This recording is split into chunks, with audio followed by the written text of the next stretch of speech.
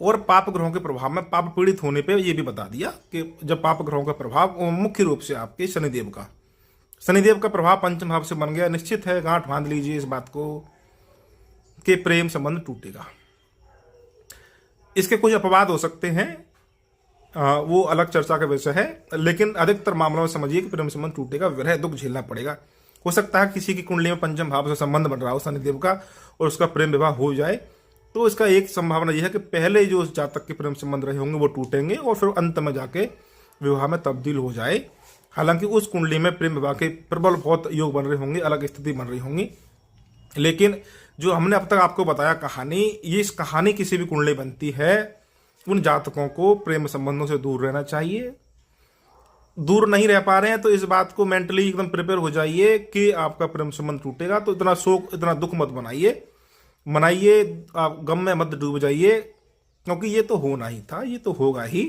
पहले से ही सब पूर्व निश्चित है कि ग्रहों ने पहले से ही ऐसी स्थिति बना रखी है कि वो हमें सहन करना ही पड़ेगा। अब उसके बाद आते हैं पंचम भाव के स्वामी की स्थिति के आधार पे, यानी कि पंचम भाव का स्वामी यदि चौथे भाव में बैठता है, क्योंकि वो अपने से 12वें स्थान में बैठेगा, तो अपने से 12वें स्थान में जब कोई भी घर बैठेगा तो 12वां स्थान जो व्यय हानि खर्चा इन सबका होता है, यानी कि अशुभ स्थान माना गया है। तो पंचम भाव का स्वामी अपने से 12वें यानी चौथे भाव में बैठेगा तो वो पंचम भाव की हानि करेगा, विशेषकर तब जब वो कमजोर भी हो और पाप प्रभाव में भी हो। इसके बाद पंचम भाव का स्वामी छठवें में आएगा, तब भी वो अशुभ फल देगा। छठवें में कैसे आएगा? छठवां भाव होता है लड़ाई झगड़े का, कोर्ट कचहरी का, शत्रुता का भाव होता है, तोड़ता है वो भाव आपकी, जो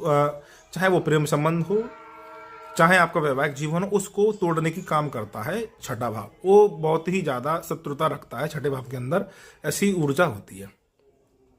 क्योंकि पंचम भाव प्रेम की भावनाओं का है और सप्तम भाव शत्रुता की, छठा भाव शत्रुता की भावना का है।